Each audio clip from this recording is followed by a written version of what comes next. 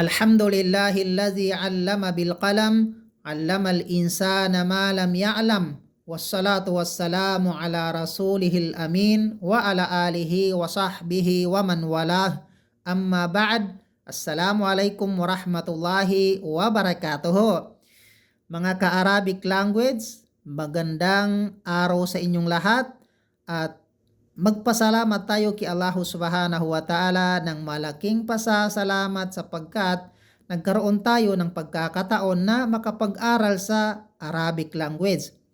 Sa isang Muslim o mananampalataya kay Allah Subhanahu wa Ta'ala ay kinakailangan na matuto siya ng Arabic language. Dahil ang Quran na salita ni Allah Subhanahu wa Ta'ala, ito ay ibinaba na Arabic ang pagkakasulat. At sa hadis ni Propeta Muhammad sallallahu alaihi wasallam ay Arabic din ang pagkakasulat. Sinabi ni Allah sa banal na Quran, "Inna anzalnahu Qur'anan Arabiyya." Katotohanan na aming ibinaba ang Quran na ito ay sa wikang Arabic.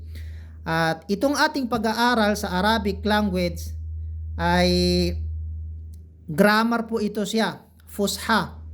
Hindi po ito amiya o general na pag-aaral, general na Arabic. Kasi kapag sinabi natin fusha, ito yung grammar. At kapag sinabi naman natin na amiya, ito naman yung pang-general na salita ng Arabic, walang grammar. At ngayon ay mag-umpisa tayo sa mga mufradat ng mga kalimat. At ito ay bibigyan natin ng kahulugan, isasalin natin sa dalawang lingwahe, Tagalog o di kaya ay English. Alin man doon yung mas mauunawaan natin na kahulugan ng kalima mula sa Arabic ay yun ang ating ibibigay insyaallah. Ngayon, ang unang na isulat natin dito sa ating whiteboard ay 5 kalimat lamang muna ito. 5 kalimat.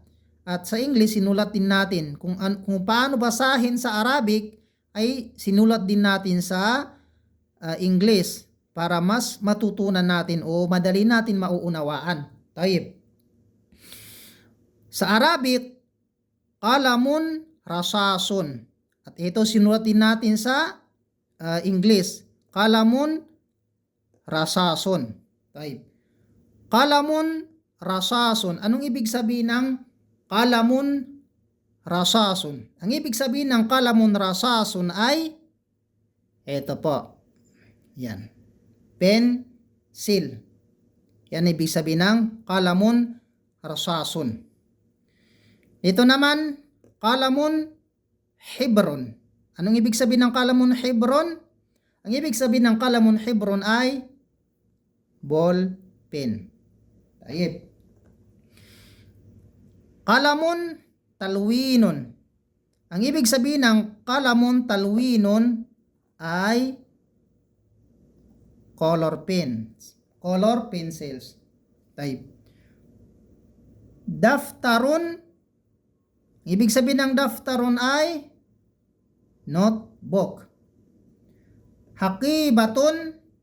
Ang ibig sabihin ng hakibatun ay bag.